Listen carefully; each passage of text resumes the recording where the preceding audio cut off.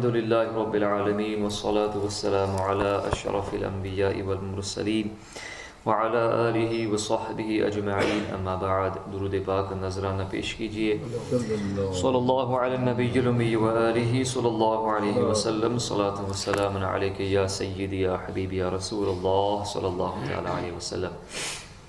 قرآنی مضامین پر مشتمل اس کتاب میں سے قرآنی واقعہ آپ کے سامنے پیش کرنے کے ساتھ حاصل کریں گے، اور اس کے تحت جو ہمیں درس ہدایت ملتا ہے وہ بھی ہم سماعت کریں گے۔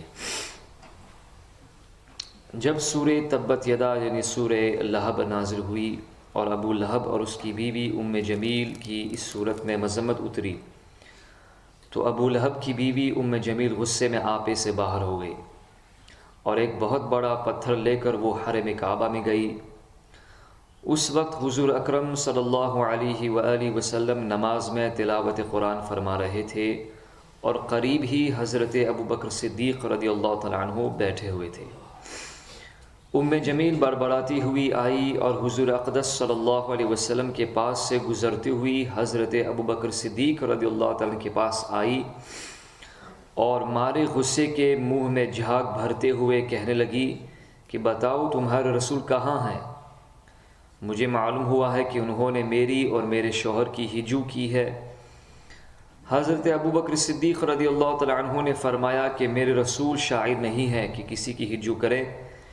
پھر وہ غیظ و غضب میں بھری ہوئی پورے حرم کعبہ میں چکر لگاتی پھری اور بکتی جھکتی حضور اکرم صلی اللہ علیہ وسلم کو ڈھونڈتی پھری، مگر جب وہ حضور صلی اللہ علیہ وسلم کو نہ دیکھ سکی تو بڑبڑاتی ہوئی حرم سے باہر جانے لگی، اور حضرت ابوبکر صدیق رضی اللہ تعالیٰ عنہ سے کہنے لگی معاذ اللہ کہ میں تمہارے رسول کا سر کچلنے کے لیے پتھر لے کر آئی تھی، مگر افسوس کہ وہ مجھے نہیں ملے۔ حضرت ابوبکر صدیق رضی اللہ تعالیٰ عنہ نے نبی کریم صلی اللہ علیہ وسلم سے اس واقعہ کا ذکر کیا تو آپ نے فرمایا کہ میرے پاس سے وہ کئی بار گزری، مگر میرے اور اس کے درمیان ایک فرشتہ اس طرح حائل ہو گیا کہ آنکھ پھاڑ پھاڑ کر دیکھنے کے باوجود وہ مجھے نہ دیکھ سکی۔ اس واقعے کے متعلق یہ آیت کریمہ نازل ہوئی، وَإِذَا قَرَأْتَ الْقُرْآنَ جَعَلْنَا بَيْنَكَ وَبَيْنَ الَّذِينَ لَا يُؤْمِنُونَ بِالْآخِرَةِ حِجَابًا مَسْتُورًا۔ اور اے محبوب تم نے قرآن پڑھا، ہم نے تم پر اور ان میں کہ آخرت پر ایمان نہیں لاتے ایک چھپا ہوا پردہ کیا۔ اس سے کیا درس ہدایت ملتا ہے؟ ام جمیل انکھیاری ہوتے ہوئے اور آنکھیں پھاڑ پھاڑ کر دیکھنے کے باوجود حضور اکرم صلی اللہ علیہ وسلم کے پاس ہی سے تلاش کرتی ہوئی بار بار گزری، مگر وہ آپ کو نہیں دیکھ سکی۔ بلا شبہ ایک عجیب بات ہے، اور اس کو حضور اکرم صلی اللہ علیہ وسلم کے معجزے کے سوا کچھ بھی نہیں کہا جا سکتا۔ اس قسم کے معجزات حضور اکرم صلی اللہ علیہ وسلم سے بارہا صادر ہوئے ہیں، اور بہت سے اولیاء اللہ سے بھی ایسی کرامتیں بارہا صادر ہوئی ہیں، اور اولیاء کی یہ کرامتیں بھی در حقیقت ہمارے نبی کریم صلی اللہ علیہ وسلم کی معجزات ہی ہیں، کیونکہ ولی کی کرامت در حقیقت اس کے نبی کا معجزہ ہوا کرتا ہے۔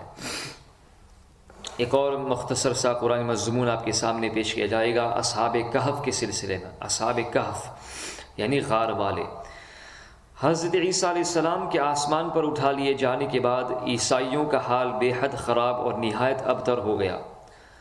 لوگ بت پرستی کرنے لگے اور دوسروں کو بھی بت پرستی پر مجبور کرنے لگے۔ خصوصاً ان کا ایک بادشاہ جس کا نام دقیانوس تھا، وہ تو اس قدر ظالم تھا کہ جو شخص بت پرستی سے انکار کرتا تھا یہ اس کو قتل کر ڈالتا تھا۔ تو یہ اصحاب کہف کون تھے؟ اصحاب کہف شہر افسوس کے شرفاء تھے جو بادشاہ کے معزز درباری بھی تھے، مگر یہ لوگ صاحب ایمان اور بت پرستی سے انتہائی بیزار تھے۔ دقیانوس کے ظلم و جبر سے پریشان ہو کر یہ لوگ اپنا ایمان بچانے کے لیے اس کے دربار سے بھاگ نکلے اور قریب کے پہاڑ میں ایک غار کے اندر پناہ گزین ہوئے اور سو گئے۔ تو 300 برس سے زیادہ عرصے تک اسی حال میں سوتے رہ گئے۔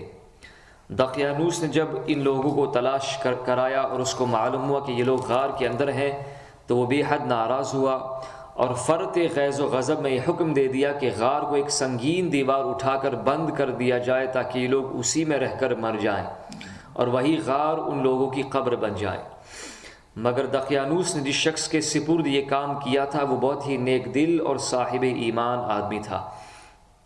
اس نے اصحاب کہف کے نام، ان کی تعداد اور ان کا پورا واقعہ ایک تختی پر کندہ کرا کر تانبے کی صندوق کے اندر رکھ کر دیوار کی بنیاد میں رکھ دیا، اور اسی طرح کی ایک تختی شاہی خزانے میں بھی محفوظ کرا دی۔ کچھ دنوں کے بعد دقیانوس بادشاہ جو تھا وہ مر گیا، اور سلطنتیں بدلتی رہیں، یہاں تک کہ ایک نیک دل اور انصاف پرور بادشاہ جس کا نام بیدروس تھا تخت نشین ہوا، جس نے 68 سال تک بہت شان و شوکت کے ساتھ حکومت کی۔ اس کے دور میں مذہبی فرقہ بندی شروع ہو گئی، اور بعض لوگ مرنے کے بعد اٹھنے اور قیامت کا انکار کرنے لگے۔ قوم کا یہ حال دیکھ کر بادشاہ رنج و غم میں ڈوب گیا، اور وہ تنہائی میں ایک مکان کے اندر بند ہو کر خداوند قدوس عز و جل کے دربار میں نہایت بے قراری کے ساتھ گریہ وزاری کر کے دعائیں مانگنے لگا کہ یا اللہ عز و جل، کوئی ایسی نشانی ظاہر فرما دے تاکہ لوگوں کو مرنے کے بعد زندہ ہو کر اٹھنے اور قیامت کا یقین ہو جائے۔ بادشاہ کی یہ دعا مقبول ہو گئی، اور اچانک بکریوں کے ایک چرواہے نے اپنی بکریوں کو ٹھہرانے کے لیے اسی غار کو منتخب کیا جہاں پر اصحاب کہف تھے، اور دیوار کو گرا دیا۔ دیوار گرتے ہی لوگوں پر ایسی ہیبت و دہشت سوار ہو گئی کہ دیوار گرانے والے لرزہ براندام ہو کر وہاں سے بھاگ گئے، اور اصحاب کہف بحکم الہی اپنی نیند سے بیدار ہو کر اٹھ بیٹھے اور ایک دوسرے سے سلام و کلام میں مشغول ہو گئے اور نماز بھی ادا کر لی۔ جب ان لوگوں کو بھوک لگی تو ان لوگوں نے اپنے ایک ساتھی جن کا نام یملیخہ تھا ان سے کہا کہ تم بازار میں جا کر کچھ کھانا لاؤ، اور نہایت خاموشی سے یہ بھی معلوم کرو کہ دقیانوس ہم لوگوں کے بارے میں کیا ارادہ رکھتا تھا، یعنی جو اس زمانے میں بادشاہ تھا۔ یملیخہ غار سے نکل کر بازار گئے، یعنی جس وقت یہ غار میں داخل ہوئے تھے اس وقت جو بادشاہ تھا اس کا نام دقیانوس تھا، پھر تو ظاہر سی بات ہے سلطنتیں بدلتی رہی۔ تو یملیخہ غار سے نکل کر بازار گئے اور یہ دیکھ کر حیران رہ گئے کہ شہر میں ہر طرف اسلام کا چرچا ہے، اور لوگ اعلانیہ حضرت عیسیٰ علیہ الصلوۃ والتسلیم کا کلمہ پڑھ رہے ہیں۔ یملیخہ یہ منظر دیکھ کر محو حیرت ہو گئے کہ الہی یہ ماجرا کیا ہے کہ اس شہر میں تو ایمان و اسلام کا نام لینا بھی جرم تھا، آج انقلاب کہاں سے اور کیوں کر ہو گیا۔ پھر یہ ایک نان بائی روٹی بنانے والے کی دکان پر کھانا لینے گئے، اور دقیانوسی زمانے کا روپیہ دکاندار کو دیا جس کا چلن بند ہو چکا تھا، جو پرانا سکہ تھا اس کو پیش کیا، بلکہ کوئی اس سکے کا دیکھنے والا بھی باقی نہیں رہ گیا تھا۔ دکاندار کو شبہ ہوا کہ شاید اس شخص کو کوئی پرانا خزانہ مل گیا ہے، چنانچہ دکاندار نے ان کو حکام کے سپرد کر دیا، اور حکام نے ان سے خزانے کے بارے میں پوچھ گچھ شروع کر دی اور کہا کہ بتاؤ خزانہ تمہیں کہاں سے ملا ہے۔ یملیخہ نے کہا کہ کوئی خزانہ نہیں ہے، یہ ہمارے ہی روپیے پیسے ہیں۔ حکام نے کہا کہ ہم کس طرح مان لیں کہ روپیہ تمہارا ہے؟ یہ سکہ تو 300 برس سے زیادہ پرانا ہے، اور برسوں گزر گئے کہ اس سکے کا چلن بند ہو گیا، اور تم ابھی جوان ہو، لہٰذا صاف صاف بتاؤ کہ عقدہ حل ہو جائے۔ یہ سن کر یملیخہ نے کہا کہ تم لوگ یہ بتاؤ کہ دقیانوس بادشاہ کا کیا حال ہے؟ حکام نے کہا کہ آج روئے زمین پر اس نام کا کوئی بادشاہ نہیں ہے، ہاں سینکڑوں برس گزرے کہ اس نام کا ایک بے ایمان بادشاہ گزرا تھا جو بت پرست تھا۔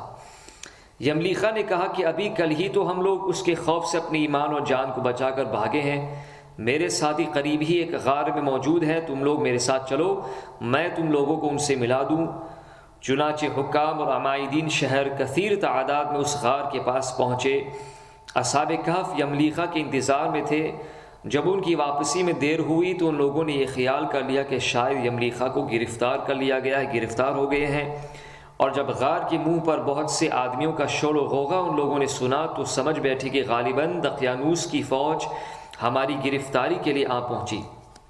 تو یہ لوگ نہایت اخلاص کے ساتھ ذکر الہی اور توبہ استغفار میں مشغول ہو گئے۔ اس کے بعد کیا واقعہ ہوا انشاءاللہ بعد میں ہم سنیں گے انشاءاللہ۔ اللہ تعالیٰ اصحاب کہف کے فیضان سے ہم سب کو مالا مال فرمائے۔ صلی اللہ